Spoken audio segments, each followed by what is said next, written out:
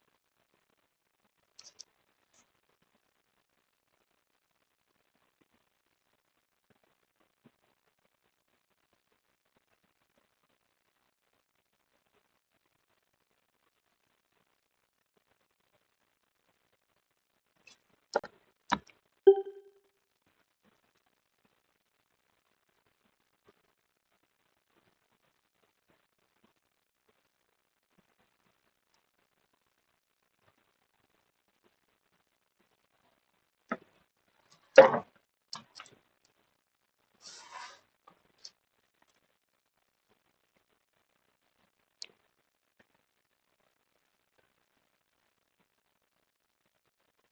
everyone to the live interactive session for the course Natural Gas Engineering.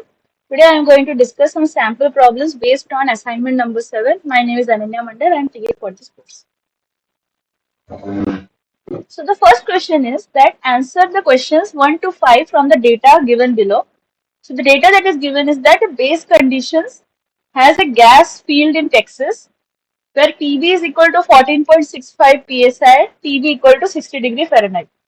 The meter pipe is 6-inch schedule 40, that is 4.026 inch internal diameter. Flange taps, static pressure measured upstream taps. The orifice plate is stainless steel, 1.5 inch measured at 20 degrees Celsius. Recorder, 100-inch water column differential, 1000 psi static spring, and the readings elevation is 500 feet, atmospheric pressure equal to 14.4 psi, flowing temperature 100 degrees Fahrenheit, glass specific gravity 0. Gas specific gravity 0.6, differential pressure equal to 65-inch water column, static pressure equal to 641 psi, and the data is that FB is equal to 460, FR equal to 1, Y is equal to 0.9988, FPV equal to 1.04, F1 equal to 0.99, and FA equal to 1.006. So the first question is to calculate the specific gravity factor. Now we already have studied that in for orifice equation, the flow rate, the quantity rate of flow at base condition can be calculated by this equation. So this equation is to find out the flow rate through an orifice. Now, if there are many properties here, we can combine them and create a smaller equation, that is this one. So here also they are talking about the quantity rate of flow at base condition in units CFH, and it is equal to some constant C dash into under root HW and PF, where HW is differential pressure in inches of water, PF is the absolute static pressure in PSI, and the C dash is the orifice flow constant. So initially we had this equation, then to combine all the components which will be almost constant, we finally got a smaller equation. But here the orifice flow constant is dependent on many factors. So these are all the factors that it is dependent on. So the factors are basic orifice factor FB, FR is Reynolds number factor, Y is the expansion factor, FPV is pressure base factor, FTV is temperature base factor, FTF is flowing temperature factor, FG is specific gravity factor, FPV is super compressibility factor, FM is manometer factor for mercury meter, F1 is gauge location factor, and FA is orifice thermal expansion factor. So when we will calculate the values of all these factors, we can put those values here and find out the orifice flow constant. And after knowing the constant, we can find out the flow rate.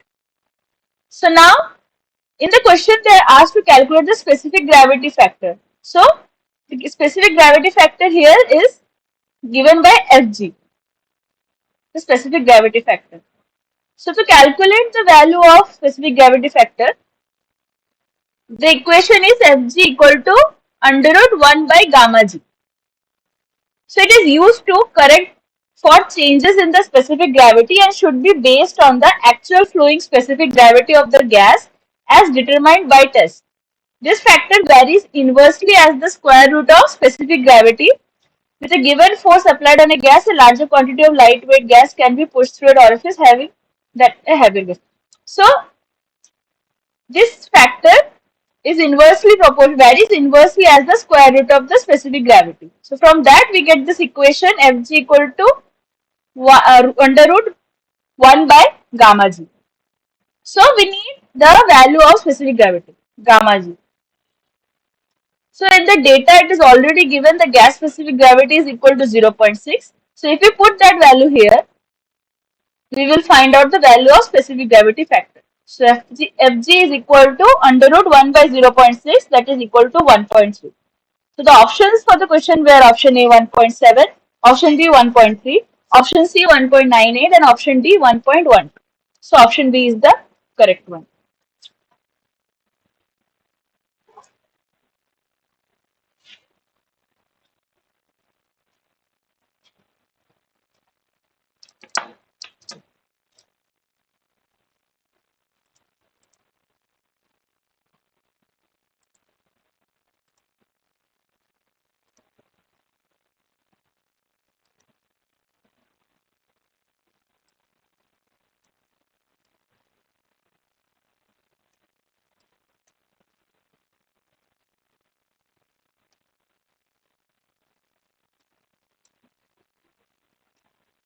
So next question is to calculate the manometer factor for the same given data.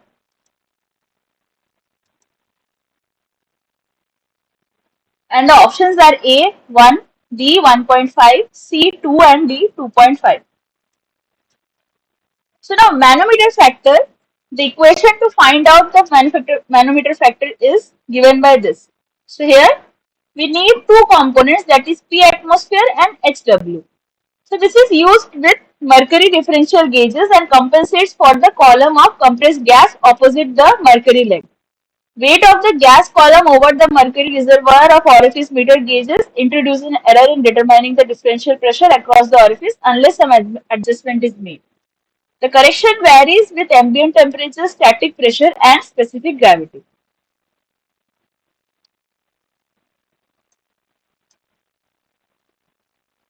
So here we can put the values of P atmosphere and SW in this equation, and from that we will get the value of manometer factor. Now P atmosphere is given, the atmospheric pressure equal to 14.4 psi, and SW is the differential pressure in inches water column. So that is 65. So we will put these two values here, and from that we get the value of Fm equal to 1. So that is option A.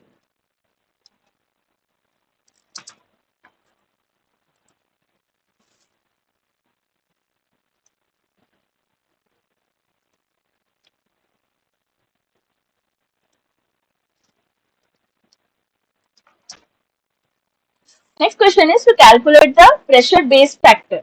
The options are A 2.5, B 2, C 1.5 and D 1. So the pressure base factor, the equation used to find out the pressure base factor is equal to 14.73 divided by PV. It is a direct application of the Boyle's law in the correction for the difference in base pressure from 14.73 psi. So to find out the pressure base factor, we will need the value of PV, and PV is given, that is 14.65 psi. So as we know this value, we will put this value here, and from that we will get the FPV value, that is equal to 1.005, which is almost equal to 1. So option D is the correct answer. Next is to calculate the temperature base factor. Options are A 2.5, B 1.5, C 1 and D 2. So the temperature base factor can be found out from this equation, where FTB is equal to TB plus 460 divided by 520. It is a direct application of Charles' law to correct for the base temperature change from 60 degree Fahrenheit. So as this correction factor is compared to 60 degree Fahrenheit, but the TB value already given to us is 60 degree Fahrenheit. So here there won't be any correction required, but still if we put the value of 60, the FTB value will come out as 1. So the temperature base factor, option C is the correct answer, which is 1. Next is to calculate the hourly gas flow rate for the conditions given. Options are A 1,50,300 SCFH, option B 1,35,200 SCFH, Option C, 1,65,200 HCFH, and option D, 1,25,100 HCFH. So we have to find now the total gas flow rate for the given condition. So initially we calculated all the factors. Now we will combine all those factors and then we will get the final gas flow rate. So for the orifice equation, as I discussed, we need to find the orifice flow constant, and that depends on all these factors. So first we will need FB, which is the basic orifice factor. It is already given in the data, that is 460. Next is FR. FR is the Reynolds number factor, that is also given as 1 in the data. Y is the expansion factor, it is given as 0.9988. FPV is the pressure base factor, which we already calculated as 1.005 or 1. So we have FPV. FTB also we calculated, that is equal to 1. Question number 4. Then is FTF, which is the flowing temperature factor.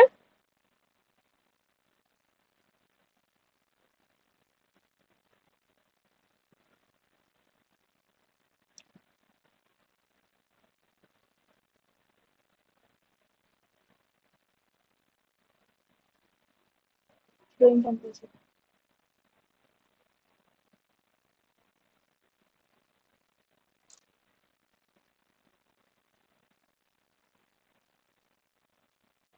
So it has not been calculated, but we can calculate that also from the equation we know.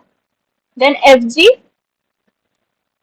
is the specific gravity factor, which we have already calculated, equal to 1.3. FPV, super compressibility factor, is equal to 1.04. This is FPV. FM is the manometer factor for mercury meter. That also we calculated is equal to 1.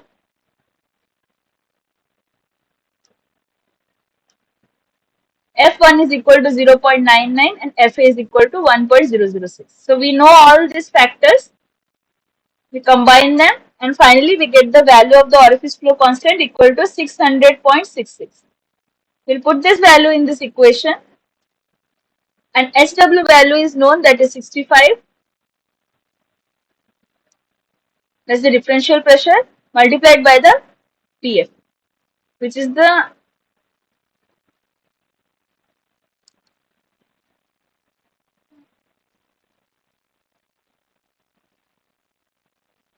absolute static pressure. Static pressure is also given to us, 641. There has to be this correction.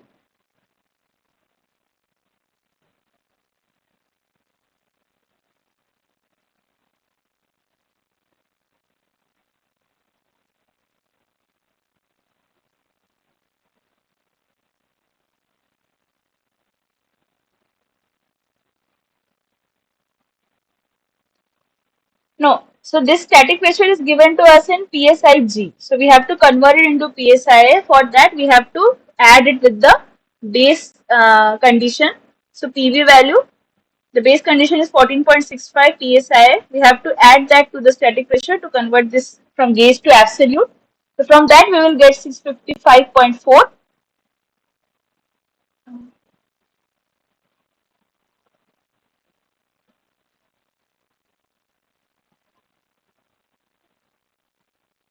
And from that, we will get the flow rate, that is 1,25,100 SCF. So the option D is the correct one.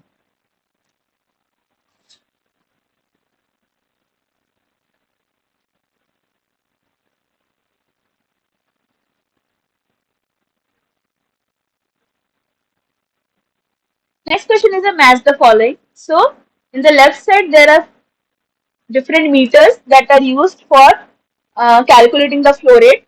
Those are orifice meter, displacement meter, rotameter, and elbow meter. And the right side is the different principles that are followed for the working of these meters. So the options are: option 1, centrifugal force; 2, float; 3, piston in a moving cylinder; so 4, pressure taps; and 5, bladed rotor. So we have to match the meter with the principle in which they work. So first is the orifice meter.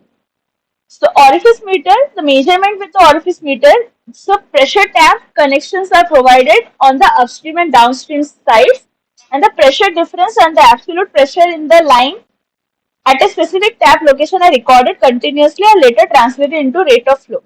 So for orifice meter, there are two pressure taps at upstream and downstream, and according to the pressure difference, the flow rate is calculated. So for orifice meter, the principle is the using of pressure taps. Next is displacement meter. Displacement meter, here the metering relies on a piston moving in a cylinder. The volume of space the discharged gas occupied while in the cylinder is equal to the piston displacement. So here a piston is present inside a cylinder, and the volume created due to the piston determines what is the volumetric flow rate. So for displacement meter, the principle is piston in a moving cylinder. Rotameter. So this is a rotameter. Here a float of given density establishes an equilibrium position in a tapered tube. At a given flow rate, the upward force of the flowing fluid equals downward force of gravity. So here a float is present and there is a tapered tube, that is the area is changing, and according to the position at which the float is floating, we can find out what is the pressure difference and find out the flow rate. So here the principle for rotameter is option 2, float. Finally, the elbow meter. Elbow meters use centrifugal force in the curve of a pipe elbow to measure flow. For accuracy, calibrations with some other acceptable measurement as a standard are needed. So here, because of centrifugal force at any curve of a pipe elbow, we can find out the flow rate. So centrifugal force is the principle for elbow meter. So we will do the match, and from that option C is the correct one.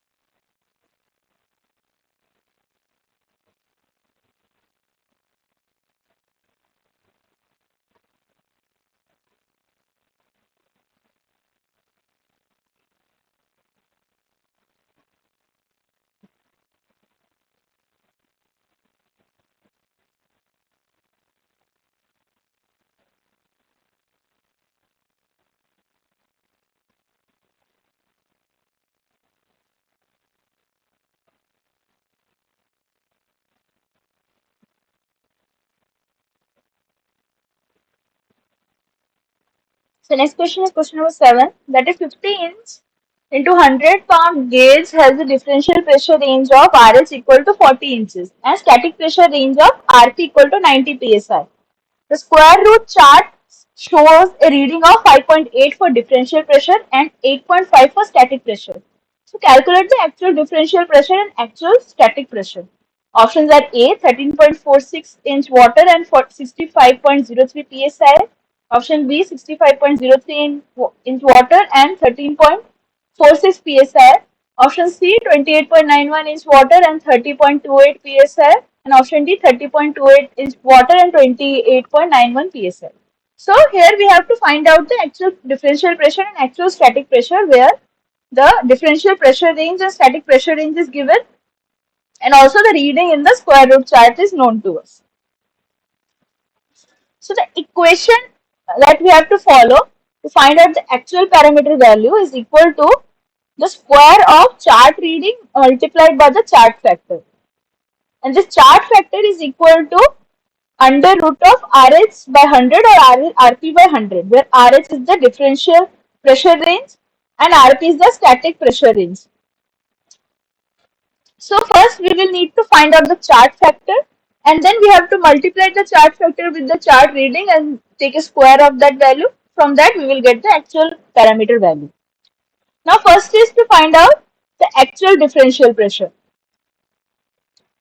To find out actual differential pressure, we will need the chart factor for differential pressure and we will need RH value. So RH value is given to us, that is 40 inches. So we will put the RH value here. From that we will get the chart factor and the chart reading is also known to us, that is 5.8. So we will put 5.8 here, the chart factor. From that we will get actual parameter. That's what been done here. So if we combine these equations, this is the form of equation that will be formed, where RH is given 40 and the chart reading is equal to 5.8. We'll put those value. From that we will find out the actual differential pressure, that is 13.46 inch water. Same thing for actual static pressure. We will need the value of the RP, that is static pressure range. We'll put the value of RP and find the chart factor, multiply it with the chart reading and do the square. We'll get the actual static pressure. So RP value is known, that is 90 psi. We'll put the value here, and then the chart factor that we will find will multiply with the reading, which is 8.5 for static pressure, and from the square of it we will get the value we require. So we will combine, when combining these equations, this is the final equation we get. So RP value is 90 and chart reading is 8.5. We'll put the values and get the final value, that is 65.03 psi. So combining these two answers, option A is the correct answer.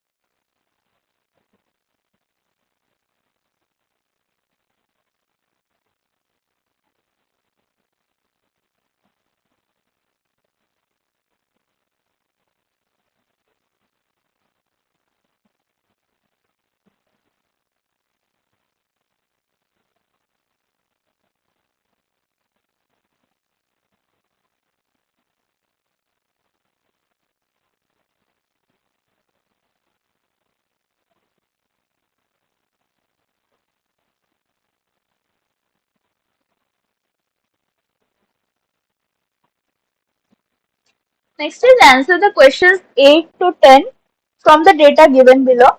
So consider a 5-inch pipeline that is 10 miles long. Assuming that the compression and delivery pressures will maintain unchanged, calculate gas capacity increases by using the following measures of improvement. So the first question is question number 8, that replace the 3 miles of the 5-inch pipeline by a 7-inch pipeline segment. So already the total pipeline is 10 miles long and 5 inches pipeline. But they are saying to replace 3 miles of that 10 miles and convert it into a 7-inch pipeline. So we have 7 miles of pipeline of 5 inches and 3 miles of pipeline of 7 inches, and they are in a series. So the gas capacity increase we have to find out. For that, options are A 15.48%, option B 25.36%, option C 5.23%, and option D 35.56%. So this is a case of two different types of pipe diameters and length in series. So when we consider there are three different pipe diameters of L1, L2 and L3 length, then the pipeline in series, the equation to find out the gas capacity ratio is equal to this equation, where we will need the value of total length, the initial diameter and the length of all the sections and the diameters. So to find out the total gas capacity change with respect to the original gas capacity, if we had the initial length and thickness, a diameter, so the ratio can be equated when the pipelines are in series by this equation. But this equation is for this case where we have three different diameters of three different lengths. But in our case, there is only two different diameters of two different lengths. So just have to remove this portion. So for that, first we will need the total length. So total length is given, that is 10 mile. And D1 is your 5 inches. So that's what was initially. After the changes that have been asked in the question, there are two portions. So L1 we are considering as 7 inches, 7 mile, the 7 mile length, which is of diameter 5 inch, and the next 3 miles, that is L2, is of 7 inches diameter, D2. We'll put these values here, and after putting the value, we'll get the value of QT by QL equal to 1.154A. So this is the ratio of the changed gas capacity divided by the original gas capacity. And when we will multiply it by 100, we will get the percentage increase in the gas capacity. So that you will get as 15.48%. So option A is the correct option.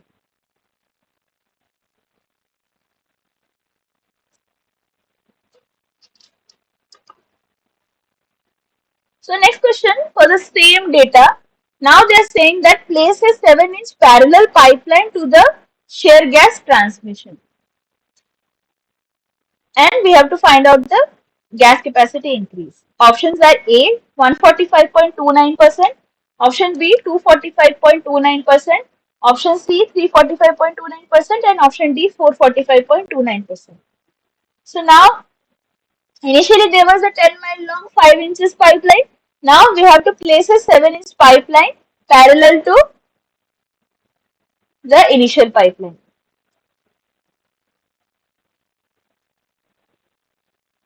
So here there is no requirement for length, as the length will remain same for both the cases, that is 10 miles. Only there are two different diameters which are now parallel to each other. So when in this condition where the length was same and there were three different flow rates and three different diameters parallel to each other, so the ratio of the flow rate divided by the initial flow rate required, this equation was formed, this ratio, and it only depended on the diameters of the different sections. But in our case, there are not three diameters, only two. So we will exclude this last portion. So all we need to need the value of the diameter 1, diameter 2, and from that we can find out the increase in gas capacity. So diameter 1 is 5 inches, that is the initial diameter of the pipe. Second is the new pipe that is placed parallel to it is of diameter 7 inches. Now these two diameters are known to us. We will put this value in the equation, this equation, and equating we get the value as 3.4529.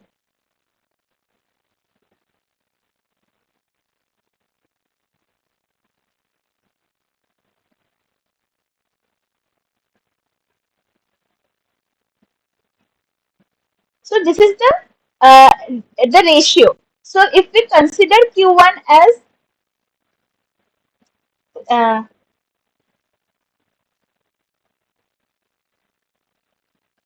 so this is the ratio, that means QT divided by QL.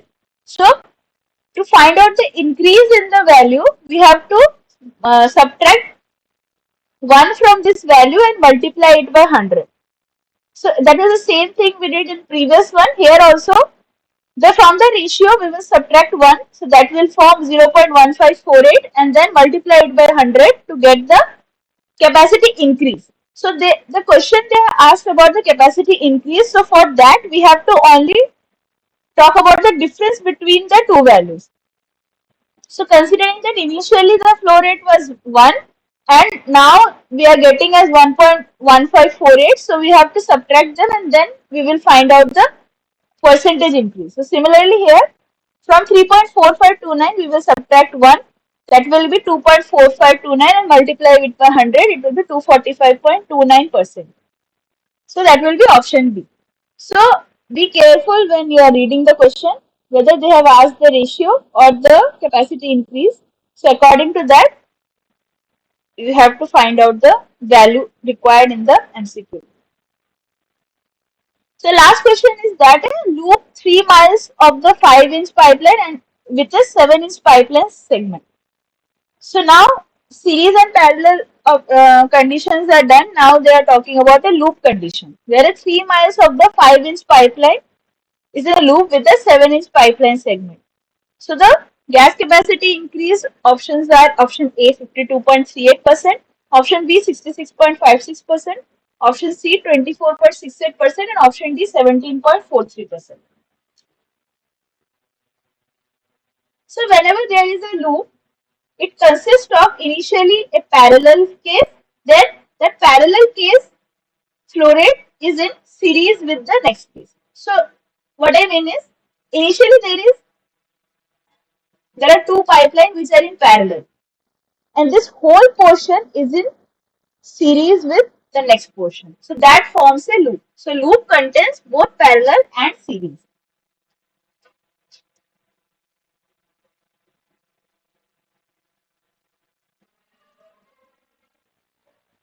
So in this question, they have said that loop 3 miles of the 5-inch pipe with a 7-inch pipeline. So initially the pipeline was 5 inches of 10 miles.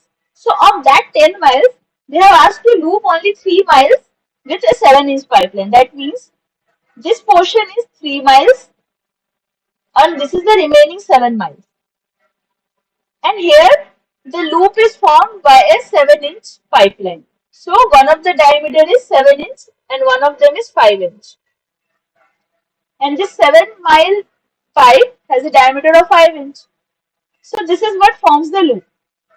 Now for this loop, the equation to find out the ratio of the flow rate with respect to the original is given by this equation.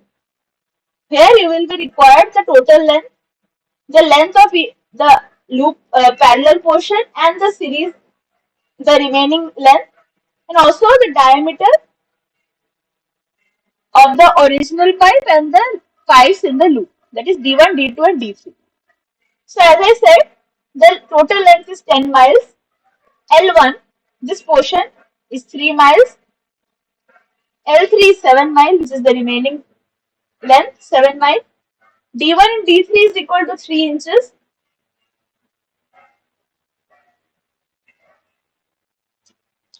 This is D2 and this is D3.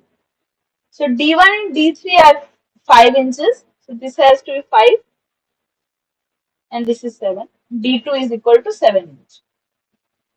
Okay, so we got a value of L, L1, L3, D1, D2, D3. We'll put the values in this equation and from that we will get the ratio as 1.1743. And to find out the gas capacity increase, we will subtract it with 1 and multiply with 100. So from that we will get the value as 17.43%. So that is option D. So these are the three conditions in which pipelines can be arranged. That is series, parallel and loop. A loop is one, it has both parallel and series.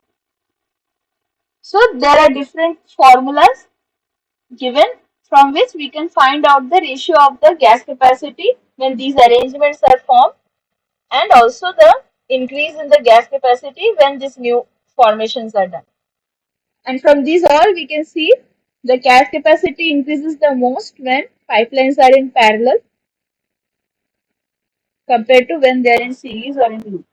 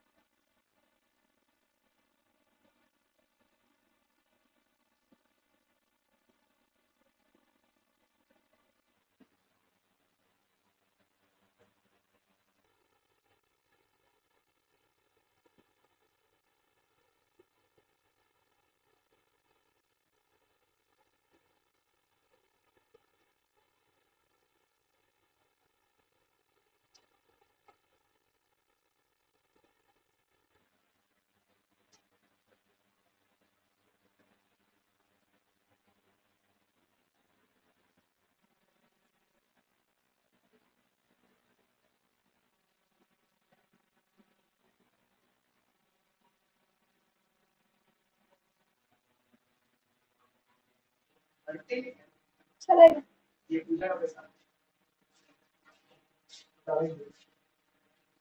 किसको देना? ये lunch कर लेगी क्या? इसमें एक बार हमने वो कर दिया है, फिश कर दिया है अलग, मतलब उसका प्राइस कम कर दिया। पहले 400 होता था, তো ফিক্স ছিল আগে 400।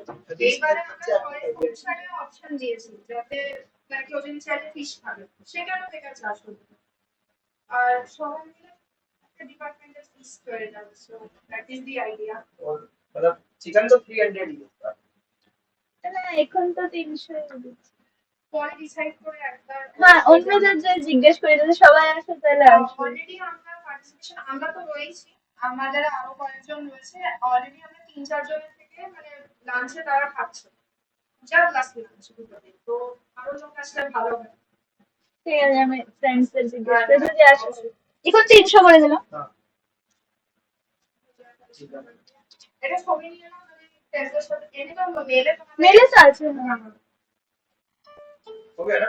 हाँ ठीक है, वरुण चलेगा क्या? वरुण चलेगा। थैंक यू, आ जाना पूजा। आकाश और अच्छे ठीक है जी।